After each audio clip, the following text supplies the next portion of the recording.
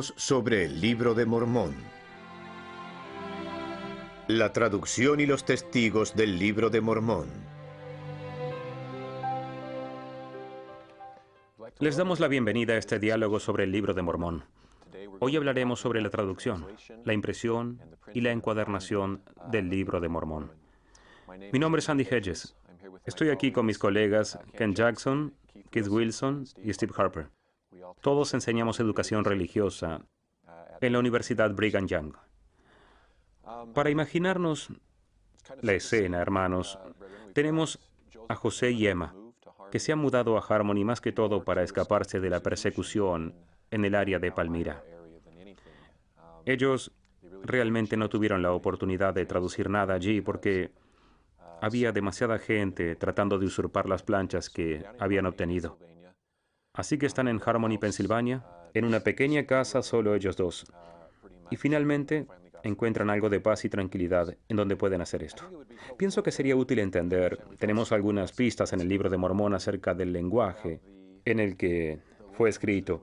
Y en definitiva, yo diría que aún no se sabe lo que es el egipcio reformado, aún hoy. Nos preguntamos si tuviéramos las planchas hoy, ¿habría alguien en el mundo que pudiera traducirlas? Tal vez ya no tendría sentido. Hay muchos traductores inteligentes. La evidencia que tenemos sobre el lenguaje en el Libro de Mormón es bastante limitada y por lo tanto es difícil decir si se pudiera hacer algún esfuerzo por traducirlo. Nefi empieza su propio relato en las planchas menores diciendo, y escribo este registro en la lengua de mi padre. ¿Y se refiere al dialecto judaico de los hebreos que se hablaba en esa generación? ¿O estaba hablando acerca de algo diferente, que se compone de la ciencia de los judíos y el idioma de los egipcios? A mí me parece perfectamente claro. A usted le parece claro, pero a mí no. Más adelante, Moroni nos dice en Mormón capítulo 9 al principio del versículo 32. Y he aquí, hemos escrito estos anales según nuestro conocimiento en los caracteres que entre nosotros se llaman egipcio reformado. Así que quizás aquí, y posiblemente hasta en un relato de Nefi, estemos hablando de los caracteres. Y eso es diferente. Hay una diferencia entre el sistema de la escritura y el lenguaje que representa. Así dice, en los caracteres llamados entre nosotros egipcio reformado y lo hemos transmitido y alterado conforme a nuestra manera de hablar. Esta escritura está en Mormón 9:32. Así que parece ser que el lenguaje evolucionó a lo largo de los siglos, al igual que la escritura. Por tanto, quizá el egipcio reformado de la época de Moroni no hubiera sido legible a sus antecesores. Realmente no lo sabemos. Es un verdadero híbrido. Aparentemente sí. Es una combinación. Él nos dice que si las planchas hubieran sido lo suficientemente grandes, las hubieran podido escribir en hebreo, y así se hubieran escrito más claras, de modo que el hebreo debió ser el lenguaje hablado, pero no el lenguaje usado al escribir. Claro que eso también habría evolucionado a través de más de 1000 años. Kent, no soy un experto en hebreo, pero hay académicos que encontraron hebreo en el Libro de Mormón. Así que la sintaxis es hebrea. Claro. Podríamos decir que no importa cuáles sean los caracteres. Sí, hay numerosas pruebas del hebreo aquí, incluyendo formaciones gramáticas llamadas objetos cognados. Yo he soñado un sueño, lo cual no es un buen nivel de inglés. Otro ejemplo sería el sí y, el hebreo bíblico, que en el equivalente en inglés sería sí luego.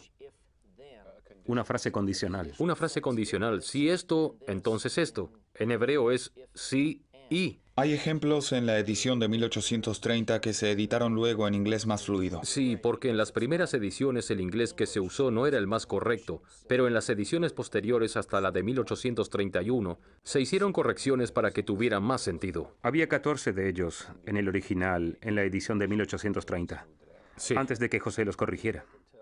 Creo que leí todo lo que José Smith escribió, y él nunca usó esa clase de sintaxis. Qué interesante. No es de él. Sí. Entonces, el estilo lingüístico habría sido un posible factor de compresión, ¿verdad? Me refiero al número de palabras que se usan en hebreo y en inglés. Por lo que he visto, hay una relación de 5, 6 u 8 palabras en hebreo por una en inglés.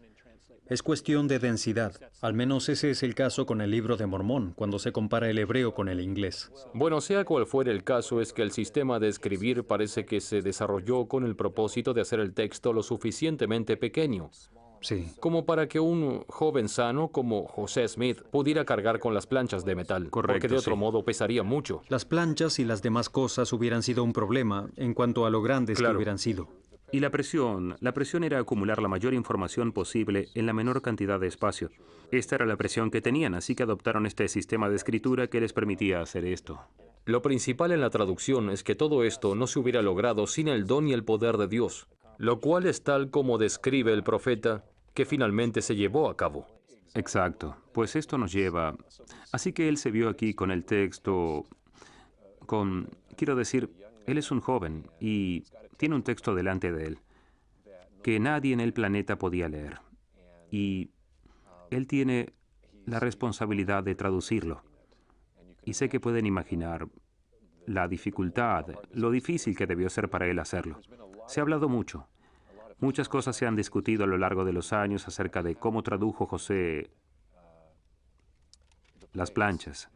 Y pienso que tal vez podríamos decir que se ha creado una mitología acerca de este tema.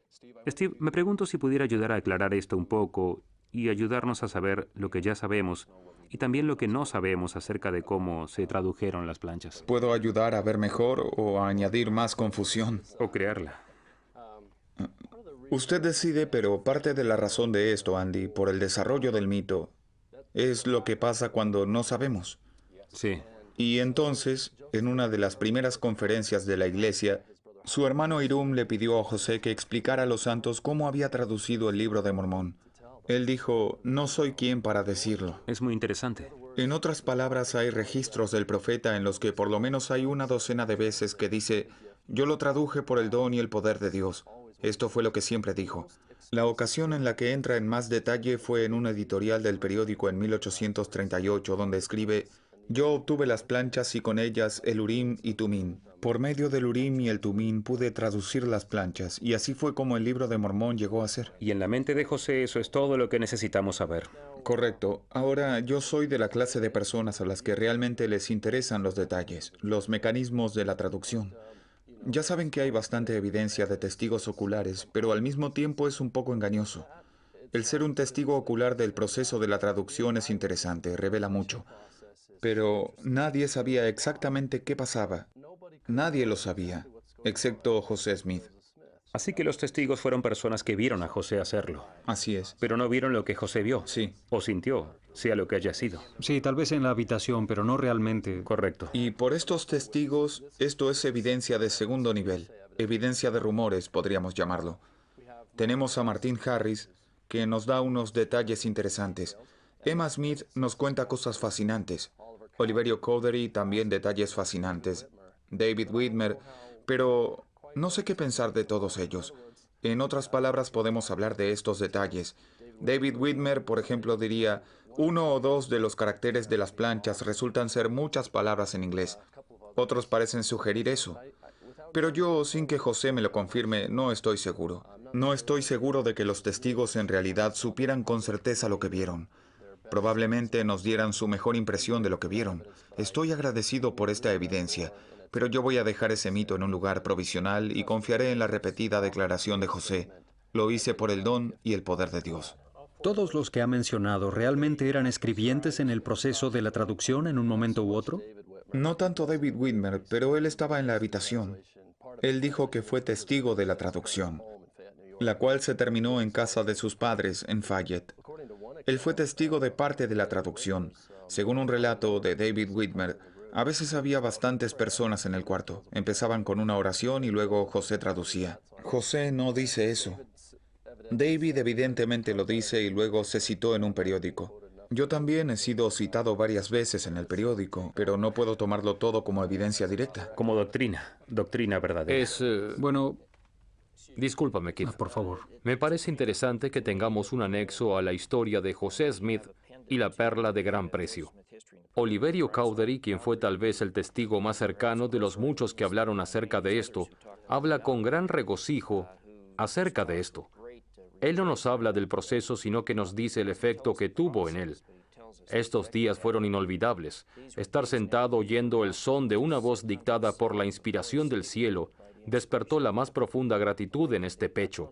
Día tras día yo continuaba escribiendo las palabras de su boca sin interrupción mientras él traducía. Y esto es algo muy emocionante. Y nosotros tal vez pudimos ser testigos allí. No lo sé, tal vez lo fuimos. Sí, Oliverio también confirma el punto de José acerca de traducir por medio de intérpretes.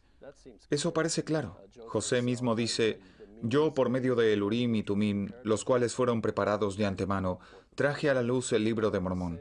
Me gustaría hacer un comentario sobre esto, sobre su significado. Una palabra que usó el profeta y los profetas del libro de Mormón. En Alma 37 se nos dice, cuando Alma le está explicando a Elamán sobre las planchas y el medio que el Señor ha preparado para sacarlas a la luz. Nefi lo explica en 1 Nefi, cuando habla de cómo funcionaba la liaona. Por medio de cosas pequeñas, el Señor hace cosas maravillosas. Y lo vemos en Mosía, capítulo 8, cuando Amón le explica a Limi lo que es ser un vidente. Un vidente es alguien que tiene el poder de traer a la luz obras maravillosas que están escondidas. Y también lo vemos en Doctrinas y Convenios 10, versículos 1 y 4. Los medios por los cuales José pudo traducir fueron preparados. Yo no puedo pensar en nada más interesante que un par de piedras videntes, que estos maravillosos instrumentos que el Señor proveyó para que el vidente hiciera su trabajo. La verdad es que para mí es como un medio de comunicación, pero un vidente puede ver, y aquí es donde quiero hacer hincapié. Es muy interesante, pero quiero resaltar el hecho de que es tan solo el medio. La revelación es lo más importante. correcto. El texto del libro de Mormón es la obra maravillosa y un prodigio, y los medios para proporcionárnoslo son bastante interesantes, pero hay que caracterizarlo adecuadamente. Creo que sí. No Obviamente. No distraerse del mensaje por el método. Aquí. Ahora sabemos más acerca del tema y tenemos mejor información. Tal vez uno de los principales momentos de todo el proceso es cuando ellos estaban traduciendo un par de pasajes del libro de Mormón. Los profetas antiguos indicaron que la persona responsable de traducir las planchas tendría el privilegio de tener a otras personas que también verían las planchas y serían testigos y darían testimonio de ello, como para apoyar a la persona de que estas planchas eran reales. Y no estamos seguros de cuándo ocurrieron estos hechos, pero sabemos de por lo menos 2 ocasiones diferentes grupos de hombres pudieron ver cosas relacionadas con el libro de Mormón. Keith, ¿podrías hablar acerca de esto? Por supuesto. Solo un poco. Esto siempre ha sido un punto fascinante para mí. Pensar que el Señor llamó a testigos, aparte de José Smith y la obra misma, para ver estas planchas. Estamos viendo todo el mensaje de la restauración. El libro de Mormón muchas veces es el centro de las críticas de nuestros detractores, cuando ellos ven y dicen, qué conveniente que un ángel trajo el libro y un ángel se lo llevó de regreso, y ya no existe. Y nadie lo ve. Correcto. Muy bien. Recientemente se me preguntó en una reunión de la Sociedad Americana de la Historia de la Iglesia, entonces, ¿dónde están las planchas? Sí, a la gente le encanta eso. Bueno, el Señor no creo que Él nos demuestre su veracidad por medio de cosas físicas. El mensaje del Evangelio de Jesucristo se basa primeramente en la fe, Sí. y luego Él lo confirma. Pero, Así como lo dice en el libro de Mormón, yo probaré la fe de mi pueblo. exacto. Y lo mismo pasa con las planchas.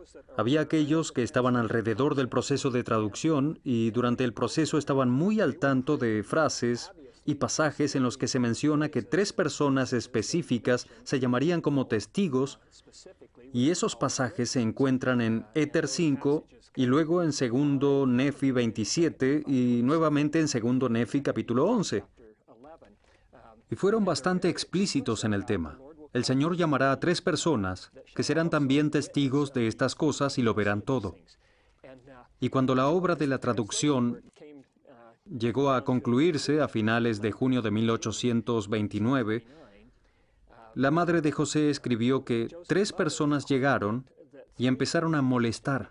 Esa es la palabra que pienso que ella usó. José también dijo, Y José dijo, ellos me molestaban tanto. sí, casi continuamente. Bueno, estos eran 3 que... Habían estado de voluntarios. Sí, muy bien. Así que estos 3 aparecieron. Fueron Martin Harris, David Whitmer y Oliverio Cowdery. Y ahora el profeta José Smith oró para saber si ellos debían ser los 3 y recibió la sección 17 de Doctrina y Convenios como respuesta de esto. Y lo tenemos en Doctrinas y Convenios hoy en día. Y aquí se les enseñó que si tenían la fe podrían ver estas cosas. Al poco tiempo empezaron a juntarse para orar y luego esta maravillosa manifestación revela que se encuentra en el Libro de Mormón justamente al principio, el testimonio de los 3 testigos. Increíble. ¿Qué fue lo que vieron? Quiero decir, usualmente hablamos de cómo los 3 testigos vieron las planchas, pero al referirnos a la sección 17 de Doctrinas y Convenios, hay mucho más que simplemente ver las planchas. Aquí pienso que es un punto muy significativo. Adelante. Bueno, tengo que encontrarlo. El Señor les promete que si confían en su palabra con íntegro propósito de corazón, no solo verían las planchas, sino también el pectoral, la espada de Labán, la leona que recibió Ley como actualmente la conocemos, la cual lo guió a través de la península árabe, y verán las piedras que el Señor tocó con su dedo cuando el hermano de Jared las llevó a la montaña. Y para mí esto significa que no solo José tiene unas planchas, sino que las planchas están escritas por gente que realmente existió, y los artefactos de estas personas de las que habla el libro se ponen a la vista ante los 3 testigos por un ángel de la presencia de Dios, y luego escuchan la voz de Dios declarando que el libro ha sido traducido correctamente y que ellos necesitan dar su testimonio de esto. Hasta se refiere especialmente a David Whitmer y dice, bendito sea el Señor y aquel que guarda sus mandamientos. Así que el testimonio no fue solamente de que había planchas, sino también de la veracidad histórica del Libro de Mormón. Porque estos artefactos en la historia eran artefactos que se mencionaron en el libro. Y hubiera podido ser que los testigos nunca hubieran leído el texto. No todos ellos eran escribas. Y ni siquiera entendían aquellas cosas en el relato cuando las vieron, hasta que leyeron el libro. Tal vez. Debemos decir que José tradujo un libro que es verdadero, es histórico. Exacto. Y una persona puede rechazar el testimonio de los testigos. La mayoría de la gente lo ha hecho, o por lo menos una gran porción de los que han oído hablar de él. Pero es innegable el testimonio de los 3 testigos. He escuchado explicaciones que son tontas. parecen mucho más milagrosas que esto. Absolutamente. La gran alucinación en Manchester, New York. Correcto. No pueden funcionar. Estos son muy poderosos y pienso que indican que están de acuerdo con el mismo Libro de Mormón. Y el hecho de que otra gente vea esto realmente va a ser significativo para el mismo testimonio del libro. Y el lenguaje es bien explícito, especialmente en el de los 8 testigos, que dice, las hemos palpado con nuestras manos, vimos las planchas. Hay muy poco lugar para dudar aquí, ¿no es cierto? Lo de los 8 testigos es diferente. ¿Cuál es la diferencia entre las experiencias de los 3 testigos y los 8 testigos? Frecuentemente me he preguntado, simplemente como alguien criado en la iglesia, tienes a Oliverio Cowdery, David Whitmer, Martin Harris, y luego tienes este otro grupo. ¿Está él tratando de agrupar a varias personas? Y son 2 clases diferentes, pienso. Clases de grupos, digo.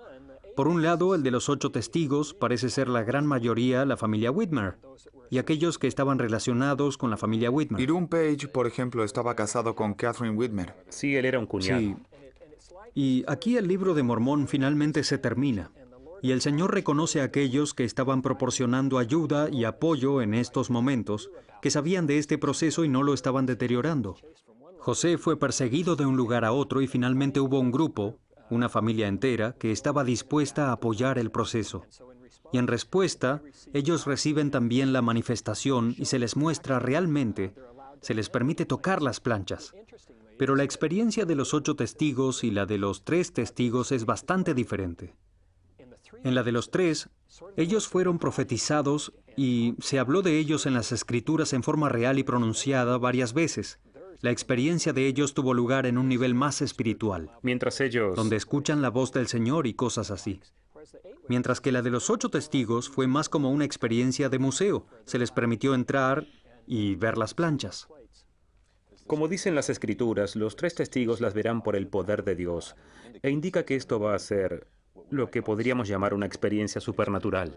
Mientras que la otra, con los 8 testigos, es muy de tocar, es un tipo de experiencia muy natural. Y por el diseño, tenemos 2 diferentes tipos de testimonios acá. Es cierto, Pero los 2 testifican de la misma verdad. es cierto. Se pueden explicar de cualquier forma, porque tenemos una montaña de evidencias. Sí, la tenemos. ¿Saben lo que me encanta de los 3 testigos? A cada uno de ellos en la revelación de Doctrina y Convenio se les dice, para que mi siervo José Smith, hijo, no sea destruido. Cada uno, gente bastante común, es como nosotros los veríamos. En general parecen llenar un vacío crucial en estos primeros años de las debilidades del profeta. Oliverio es el tipo de académico que podría escribir un libro, o por lo menos transcribirlo. De acuerdo. Martin Harris, John Gilbert, más adelante dice que él es el único con dinero, él era el único recurso para el mormonismo en esos primeros años, y David Whitmer fue el único que abrió su casa cuando fueron perseguidos de un lugar a otro. Eran personas comunes y corrientes, haciendo cosas extraordinarias. Y José habla de que, si lo recuerdo correctamente, cómo después de la experiencia de los testigos, él se recuesta en su cama y les cuenta a su madre y padre. Su madre relata que él estaba emocionado luego de que los 3 testigos tuvieron la experiencia, porque ser el único testigo era una carga muy pesada. Me siento aliviado de una carga muy pesada, Sí, es cierto. Perdón, continúa. lo cual era casi demasiado para mí soportar. Ahora recalquemos, antes de continuar, que estos hombres se separan de la iglesia en 1838. Todos están desconectados del profeta. Los 3 testigos, Martin Harris, David Whitmer y Oliverio Cowdery, todos ellos a lo largo de toda su vida afirman su testimonio del Libro de Mormón. Oliverio Cowdery tal vez es el mejor, por lo menos me encanta su declaración cuando regresa a la iglesia luego de haber estado fuera por una década. Y dice, Sidney Rigdon no escribió el Libro de Mormón, Solomon Spaulding tampoco, yo escribí el Libro de Mormón. Es decir, él es el hombre. Según salía de los labios del profeta José Smith mientras él lo traducía por el don de Dios. E irónicamente su apostasía agrega más a un testimonio de la verdad de lo sucedido. Ellos tienen motivos en el mundo para tratar de cambiar su historia. Y si alguien sabía que el profeta José Smith estaba mintiendo o no, ese era Oliverio Cowdery. Él tenía motivos para acusar a José si en realidad no era la verdad. José Smith realmente tradujo por el poder de Dios. Es algo muy poderoso. Sí, lo es una es. poderosa adición al Libro de Mormón. El Señor sabía lo que hacía cuando lo añadió. Claro. Ahora, lo que sucede al final de la traducción, según mi entendimiento, estimamos que el Libro de Mormón, como lo tenemos hoy día, tomó un poco más de 60 días para traducirse. Repasemos rápidamente esto para los televidentes. Empezaron el 7 de abril de 1829. Para el 15 de mayo ya habían traducido hasta Tercer Nefi 11. El 11 de junio tramitaron los derechos del autor y para finales del mismo mes ya lo habían terminado. Así que fueron 60 o 65 días. Días hábiles. Todos los que estamos aquí somos escritores. ¿Podrían escribir un libro que es más o menos de 580 páginas en un par de meses? Cuéntenos acerca de la imprenta y esas cosas. Aquí hay otro milagro. No es solamente el hecho de que se tradujo en tan poco tiempo, sino también el convertir esto en un libro listo para poner en una repisa. Otro milagro es que esto ocurre antes de la tecnología y las computadoras. Y no hay borrones ni correcciones en el manuscrito. No hay ediciones con excepción de la puntuación, la cual se añadió más adelante. José Smith trabajaba bastante tiempo tratando de encontrar una imprenta, pero nadie quería imprimir el libro porque sabían que había una conspiración en contra de su compra y ninguna imprenta quería perder dinero. Cuando finalmente lo persuaden a E.B. Grandin a hacerlo, obviamente esto se convierte en el proyecto más grande de su negocio. Él solamente había impreso un pequeño libro, y el Libro de Mormón es un libro grande que da lugar a muchos problemas y dolores de cabeza y muchas cosas extrañas. Ángeles, planchas de oro y cosas por el estilo. Bautismo de fuego. Bautismo de fuego. Él y su equipo empiezan a trabajar en la impresión a mediados de agosto de 1829, ¿no? Algo así. Y en la página del título dice Palmira, publicado por E.B. Grandin para el autor. Así que Grandin empieza a trabajar en el libro. La página del título sería la primera hoja tipográfica en el libro. Para septiembre, Grandin se había asociado con un hombre que se llamaba Luther Howard. Luther Howard era un encuadernador y estaba encargado de encuadernar el libro. Y Grandin dirigió la imprenta bajo la dirección de su compositor Gilbert. Y Keith seguramente conoce a Gilbert y la tipografía. Esto fue fenomenal. Y no podemos entrar profundamente en detalles, aunque sería divertido el pensar en esto, en la tipografía. Quiero decir, literalmente eran millones de piezas tipográficas que acomodaban en pequeñas bandejas para poder hacer la composición tipográfica y luego imprimirlo. La imprenta es fenomenal. ¿Quiere hablar un poco de esto? Bueno, se nos acabó el tiempo para hacer esto. Sí, no creo que alcance. Pero es un gran trabajo y es un milagro. Es un trabajo maravilloso. Podríamos llamarlo una obra maravillosa y un prodigio, ¿no? Quiero decir, cada paso en el camino, tenemos a la gente adecuada, en el momento adecuado y los medios necesarios para traducir. Se proporcionaron medios para llevar todo a cabo, proporcionados por el Señor. Él había estado trabajando en este libro por mucho tiempo. Él había invertido mucho tiempo profético en este libro. Y ahora vemos que el Señor continúa invirtiendo para sacar este libro a la luz. La frase que se repite en el libro de Mormón es una obra maravillosa y un prodigio. Yo pienso que se aplica a todo tipo de cosas. Gracias, hermanos. Gracias.